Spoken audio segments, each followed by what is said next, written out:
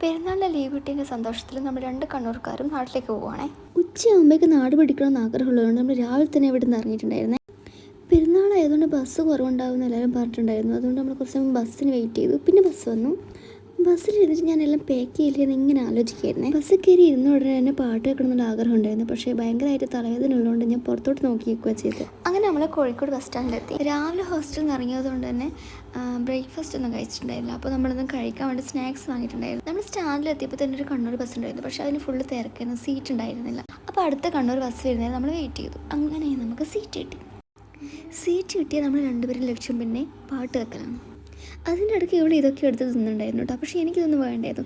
ഞാൻ വാങ്ങിയത് centre fresh കഴിക്കുമ്പോൾ തന്നെ കുറച്ച് തലവേദനയും ക്ഷീണമൊക്കെ പോകും. അതുകൊണ്ട് ഞാനിതാണ് കഴിച്ചത്. ഒന്ന് ഉറങ്ങിയാൽ എൻ്റെ തലവേദന പോകുമെന്ന് വിചാരിച്ച് ഞാൻ കുറച്ച് സമയം ഉറങ്ങിയിട്ട് തന്നെ ഏകദേശം തലവേദന ഒന്ന് പോയിട്ടുണ്ടായിരുന്നു. അങ്ങനെ ഉറങ്ങി എണീച്ചപ്പോൾ നമ്മൾ കണ്ണൂരെത്തി. അങ്ങനെ ഇവിടെ നാട്ടിലേക്കുള്ള ബസ്സിലും ഞാൻ എൻ്റെ നാട്ടിലേക്കുള്ള ബസ്സിലും കയറി. എത്ര വെയിലുണ്ടായാലും എനിക്ക് സൈഡ് സീറ്റിൽ ഇരുന്നില്ലേ ഒരു സമാധാനം ഉണ്ടാവില്ല. അങ്ങനെ കണ്ടക്ടറൊക്കെ വരുന്നതിന് മുന്നേ തന്നെ ഞാൻ പൈസയൊക്കെ സെറ്റാക്കി വെച്ചു.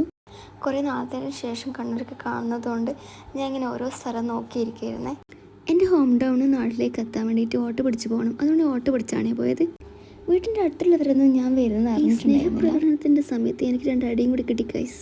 അങ്ങനെ ഇവരുടെ കൂടെ കുറച്ച് വീഡിയോ എടുത്ത് ഇവരോട് കുറച്ച് സമയം കളിക്കൊല്ലം ചെയ്തിട്ട് ഞാൻ എൻ്റെ വീട്ടിലേക്ക് എത്തി. ഞാൻ വരുന്നതും കാത്ത് അമ്മ എന്നെ വെയിറ്റ് ചെയ്ത് നിൽക്കുന്നുണ്ടായിരുന്നേ. നേരെ ഞാൻ വാവേൻ്റെ റൂമിലേക്ക് പോയി. പക്ഷേ അവൻ നല്ല ഉറക്കമായിരുന്നു. അപ്പോൾ ഇന്നത്തെ വീഡിയോ ഇത്രയേ ഉള്ളൂ. ടാറ്റാ.